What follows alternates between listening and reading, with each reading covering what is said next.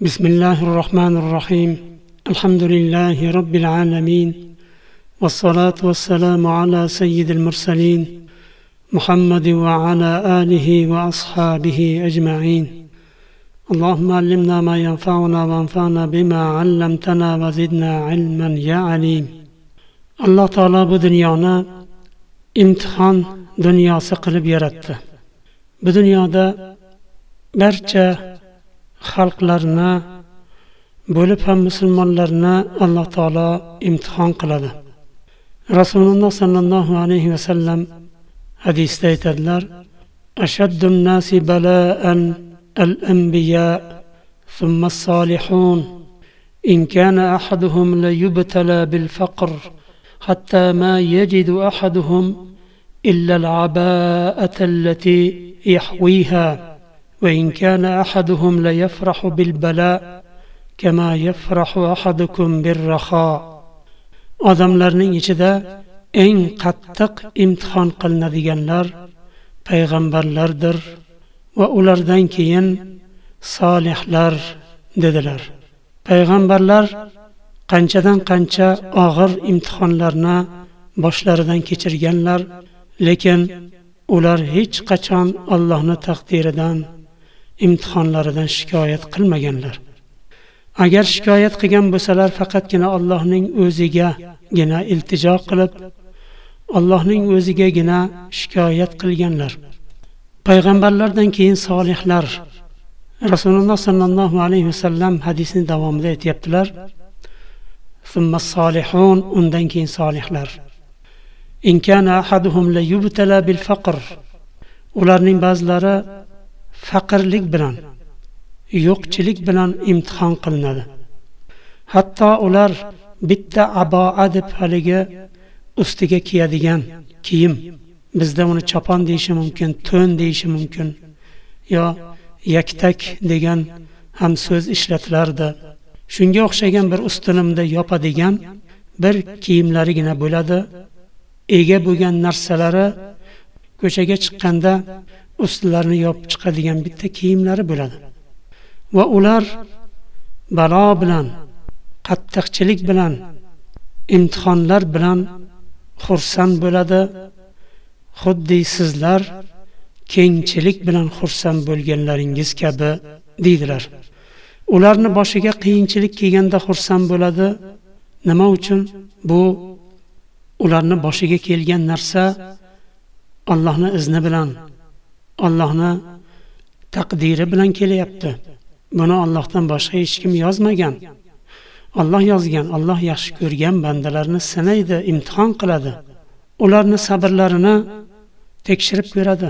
Qanday sabr qilib matonat ko'rsatadi va qiyomat kunida bu sabrlarni evaziga insonni aqliga, tasavvuriga sig'maydigan katta savoblarni, ajrlarni, mukofotlarni beradi. Inson bu dunyoda boy yashasa ham o'tadi, faqir yashasa ham o'tadi.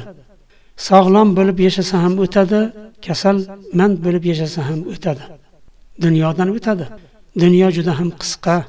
Shuning uchun Rasululloh sallallohu alayhi vasallam dunyoni bir daraxtning soyasiga o'xshatganlar. Musofir odam daraxtning soyasida biroz o'tirib, dam olib yana yo'lida davom etadigan bir nimani qiyos qilganlar. Dunyo mana shu daraxtning soyasiga o'xshaydi.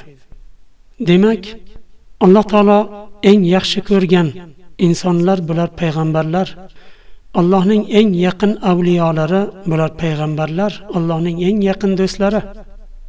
Alloh taolo ularni o'zi tanlagan va payg'ambar qilib tayinlagan. Ularga agar og'ir imtihonlarni berayotgan bo'lsa, eng yaxshi ko'rganlariga eng katta imtihonlarni bergan. Va ular sabr qilgan, shukr qilgan, bilgan buni Allohdan ekanini, imtihon ekanini bilgan va shikoyat qilsa faqatgina Allohning o'ziga shikoyat qilgan. Rasululloh sallallohu alayhi vasallam Toifga da'vat qilishga borganlarida Toif ahli zodagonlari yosh bolalarga toshbo'ron qildiradi. Toifdan quvdiradi Rasululloh sallallohu alayhi vasallam Makkaga qaytayotganlarida o'tirib duo qiladilar, Allohga yolvoradilar. Hollarini Allohga shikoyat qiladilar, boshqa insonlarga emas. Men bunday bo'ldim, falon bo'ldi, piston bo'ldi deb odamlarga shikoyat qilmagan payg'ambarlar. Shikoyatini faqatgina Allohga qilganlar. Allohumma inni ashku ilayka da'fa quwwati va qillata hilati va hawani 'alan nas. Allohim, men senga shikoyat qilaman. Da'fa quwwati, meni o'zimni quvvatimni zaifligini shikoyat qilaman. Quvvatlari zaif bo'lgani uchun Toifni xalqi yosh bolalarga toshbo'ron qilib quvdirdi. Chunki u kishi inson. Alloh taoloning madadi bo'lsa, quvvatli bo'ladi inson. Madad bo'lmasa, Allohdan zaif bo'ladi. Buni payg'ambarlar eng yaxshi tushunadi. Buni bizdan ko'ra, boshqa insonlardan ko'ra. Shuning uchun Rasululloh sallallohu alayhi vasallam aytibdilar: "Ey Allohim, men senga o'zimni quvvatimni zaifligini shikoyat qilaman. Va qillata hilati, va hilamni oz ekanini shikoyat qilaman. Va havani 'alan nas, odamlarning oldida zaif hech kim ekanimni shikoyat qilaman." deb Allohgagina yolvorganlar, Allohgagina shikoyat qilganlar.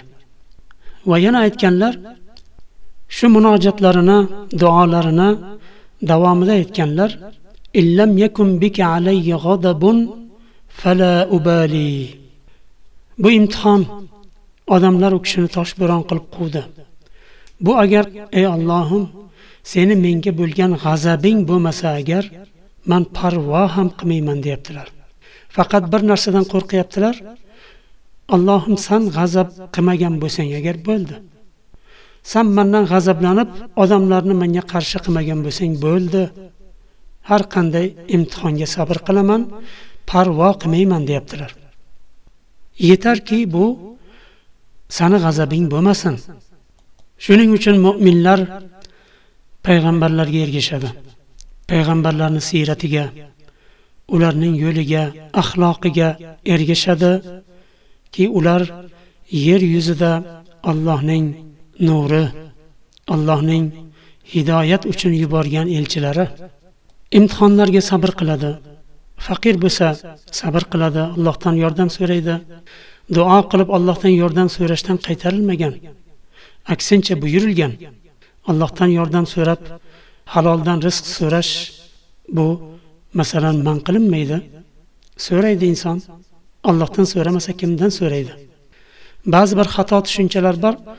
Allohdan faqatgina oxiratni so'rash kerak, dunyoni emas degan tushunchalar bor.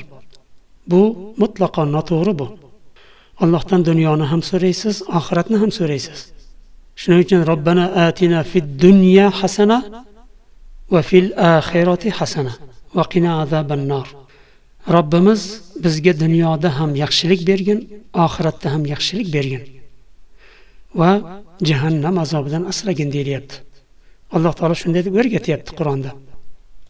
Rasululloh sallallohu alayhi vasallam boshqa hadisda aytadilar: "Man yuridillahu bihi khayra yusib minhu." Alloh taolo kimga yaxshilik istasa, unga musibat beradi. Imtihon qiladi uni. Kimga yaxshilik istasa, Alloh taolo unga musibat, imtihon beradi. Musibat deganda bu o'zbek tushunchasidagi musibat emas. Asoba, ya'ni yusibu, masalan bir kishiga bir mashaqqat yetsa, bir g'am, tashvish yetadigan bo'lsa, shular ham bir musibatning bir turi.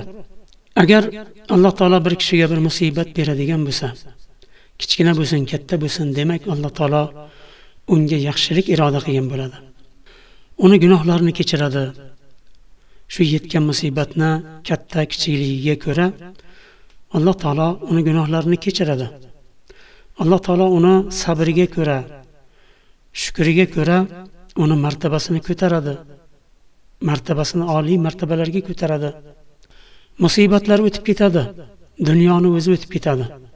Lekin qoladigani insonni qilgan sabri, Alloh taologa bo'lgan yaxshi gumoni, Alloh taolo menga rahmli. Alloh taolo menga yomonlik istamaydi. Alloh taolo zulm qilmaydi bandalariga. Demak, buni orqasida bir hikmat bor. Alloh taolo yaxshi ko'rgan bandalarni sinaydi. Meni ham sinayapti, sabr qilay, shukr qilay degan yaxshi bir insonni tutgan o'rni qoladi. Qiyomat kunida inson dunyodagi musibatlarni unutib ham yuboradi, lekin oldida tog'lardek katta-katta mukofotlarni ko'rganda inson bu dunyoda yana ham ko'proq musibatlarni ko'rgan bo'lsam edi, koshki edi deb yana afsus qiladi. Yuqorida o'tgan hadislar silsilatus sahihada kelgan va sahihul Buxoriyda kelgan. Sahihul Jami'da kelgan hadisda Rasululloh sallallohu alayhi va sallam aytadilar: "Yawaddu ahlul afiyati yawmal qiyamati hina yu'ta ahlul bala'us thawab law anna juludahum kanat quridat fid dunya bil maqarid." Aytadilar, ofiyat ahllari qiyomat kunida balo ahllari savobini olganda ular orzu qiladilarki, u dunyoda bizni terilarimizni qaychi bilan qiyib azoblagan bo'lsaydi-yu, biz ham balo ahllari bilan bir qatorda turib, bir safda turib, ular olgan mukofotlarni biz ham olsak edi deb orzu qiladi. Qiyomat kuni Alloh taolo balo ahllari deganda bu dunyoda ko'p mashaqqat ko'rgan, ko'p imtihonlardan o'tgan, Alloh taoloni qadariga sabr qilib, rozi bo'lib, har kimga, odamlarga shikoyat qilmasdan, norozi bo'lmasdan, Allohga isyon qilmasdan o'tgan balo ahllari shular. Alloh taolo bu dunyoda balolar bergan, musibatlar bergan, og'irlik, mashaqqatlarni bergan, ular sabr qilib Allohning qadariga rozi bo'lib o'tganlar. Alloh taolo qiyomat kunida ularni alohida chaqiradi, alohida jamlaydida tarozini olib tashlaydi. Butun insoniyatni amallari taroziga qo'yilganda balo ahallarini amallari taroziga qo'yilmaydi. Ularni savoblari tarozi bilan o'lchab berilmaydi. Tarozini Alloh taolo olib tashlatadi. Ularga hisobsiz tarozi ko'tara olmaydigan, tarozi sig'dira olmaydigan juda ham katta mukofotlarni beradi. Buni ko'rgan ofiyat ahllari kim? Tinch, totuv yashagan, xotirjam yashagan mu'minlar. Hech bir mashaqqat ko'rmagan. Bugun ofiyatda mashaqqat ko'rmay yashayotgan mu'minlarni ko'rganda, musibat, mashaqqatni ichida yashayotgan mu'minlar orzu qilishi mumkin. Ular mana juda ham ofiyatda yashab yuribdi, yengilchilikda yashayapti. Istagan joyga safar qiladi, boradi, keladi, yashaydi. Hammasi joyida deb orzu qilishi mumkin. Biz ham shunday bo'lsak edik deb, lekin aslida qiyomat kunida ofiyat ahllari balo ahallarini holini orzu qiladi. Qani edi bizni u dunyoda u balo ahllari ko'rgan mashaqqatdan ham og'irini orzu qilishadi. Terilarini qaychi bilan qiysaydi degan orzuni qilishadi. Shuning uchun ey imtihon ahllari, ey mashaqqat ahllari, Alloh taolo agar taqdiringizda mashaqqat yozgan bo'lsa, faqirlik yozgan bo'lsa, kasallik yozgan bo'lsa, sabr qiling. Xush xabar oling.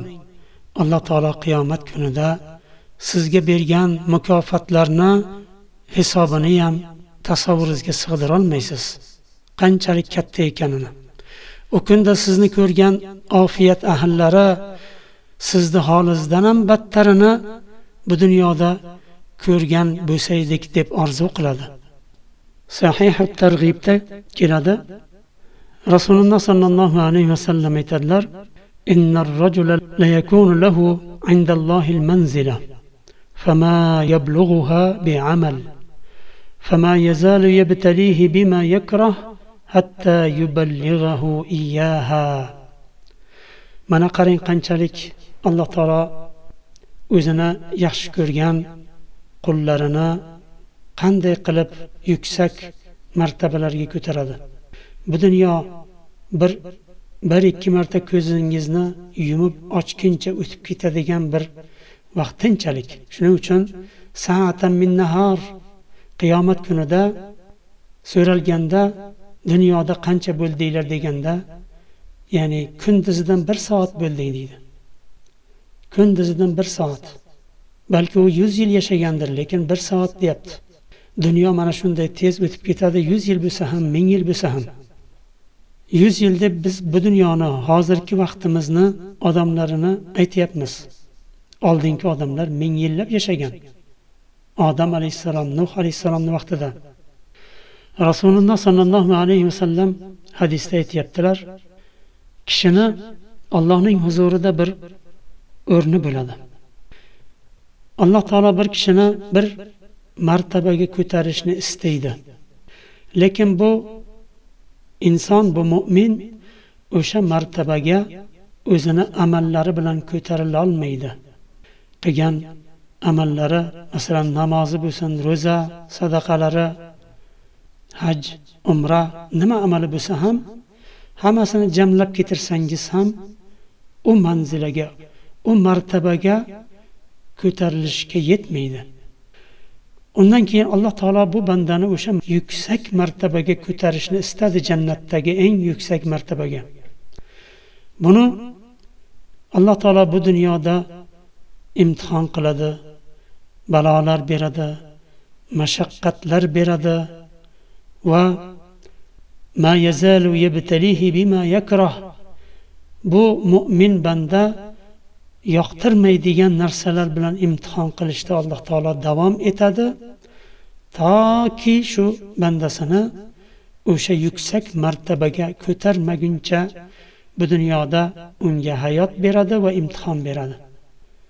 Bu dunyoda uni imtihon qilib, mashaqqatlar bilan sinaydi va qiyomat kuni o'sha bandasini Alloh taolo o'zi istagan yuksak martabaga ko'taradi deyaptilar.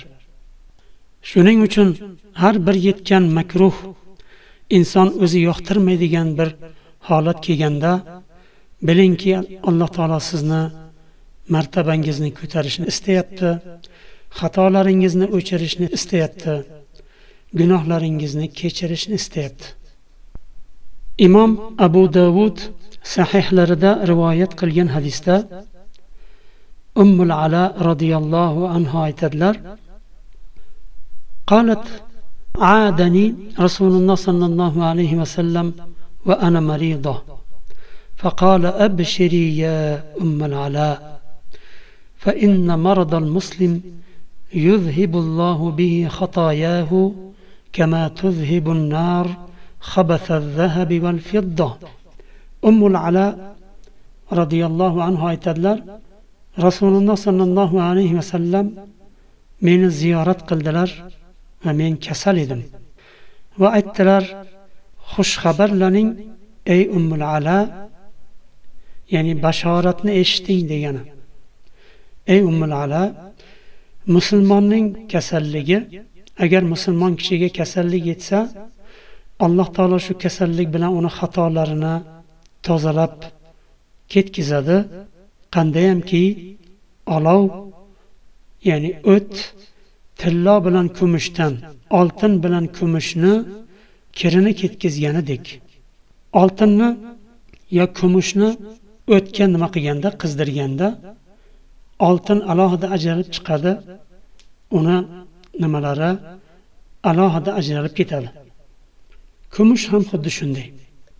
Rasululloh sallallohu alayhi vasallam bu yerda mu'minni oltin va kumushga teng qilyaptilar va mu'minning xatolarini, gunohlarini oltinga, kumushga yopishib qolgan yo aralashgan boshqa bir nimalarga tenglashtiryaptilar. Ya'ni kirlar, oltin bilan kumushni kirini olov ketkizganidek, musulmonni ham xatolarini, gunohlarini mana shu kasallik va musibatlar yuvib tozalaydi dedilar. Sahihul Jami'da kelgan sahih hadisda Rasululloh sallallohu alayhi va sallam aytadilar: "Law ta'lamuna ma lakum 'indallohi la ahbabtum an tazdadu faqatan va hajatan." Agar sizlar Allohning huzurida sizlar uchun nima bor ekanini, nima hozirlanib qo'yilganini bilganlaringda edi, bu dunyoda yana ham ko'proq ehtiyojmand, ko'proq faqir bo'lishni orzu qilardinglar deydilar. Bu dunyoda yo'qchilikka sabr qilgan inson bilsinki, u dunyoda Alloh taolo u uchun demak juda ham ko'p yaxshiliklarni hozirlab qo'ygan. Inson o'zi bilmaydigan narsalarni, aqliga kelmaydigan, tasavvuriga sig'maydigan narsalarni. Shuning uchun Rasululloh sollallohu alayhi vasallam aytiblar: "Law ta'lamuna", agar bilganlaringda edi, demak bilmaydi. Sahihul Jami'da kelgan boshqa hadisda Rasululloh sallallohu alayhi vasallam aytadilar: "Innal abda idza marad awha Allohu ila malaikatihi ana qayyadtu abdi biqaydin min quyudi fa in aqbiduhu aghfir lahu wa in u'afihi fa hina idhin yaq'udu la dhanba lahu." Aytadilar sallallohu alayhi vasallam, agar bir banda kasal bo'lsa, bir mu'min, musulmon bir inson kasal bo'lganda, Alloh taolo farishtalariga vahiy qiladi. Aytadi: "Men bandamni bir kishan bilan kishanlab qo'ydim." Ya'ni kasallikni bir kishanga o'xshatyapti Alloh taolo. Chunki kasallik insonni to'xtatib qo'yadi. Ishlaridan to'xtatib qo'yadi, safardan to'xtatib qo'yadi. Ya'ni to'shakda qoladi inson. Xuddi bir kishanlab qo'yilgan insondek to'shakda qoladi.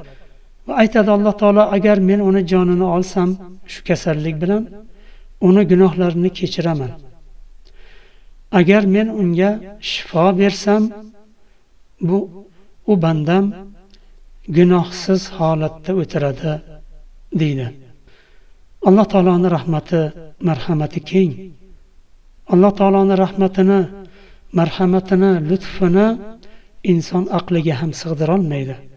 Tasavvur ham qila olmaydi. Inson ko'rgan narsasini tasavvur qila oladi. Ota-onani rahmatini, marhamatini, mehrini tasavvur qilib bilishi mumkin. Lekin Alloh taoloni inson tasavvur qila olmaydi. Rahmati vasi'at kulli shay, barcha narsani sig'dirdi. Allohning rahmati butun koinotni, vasi'at kulli shay, butun koinotdan ham uning rahmati keng. Shuning uchun inson faqatgina yaxshi umid bilan, yaxshi gumon qilish kerakki, Alloh taolo agar bir imtihon bergan bo'lsa, bir mashaqqat bergan bo'lsa, faqirlik bersa, kasallik bersa, yo'inki har qanday imtihonni berganda bilingki, Alloh taolo sizga yaxshilik istadi. Chunki Alloh taolo yomon ko'rgan bandalarini bunday imtihonlar bilan sinamaydi. Alloh taolo yomon ko'rgan bandalariga istidroj beradi. Istidroj nima degani? Inson Allohga isyon qilgan sari Alloh taolo uni yo'lini ochib qo'yaveradi, boylik beraveradi, martabasini ko'taraveradi.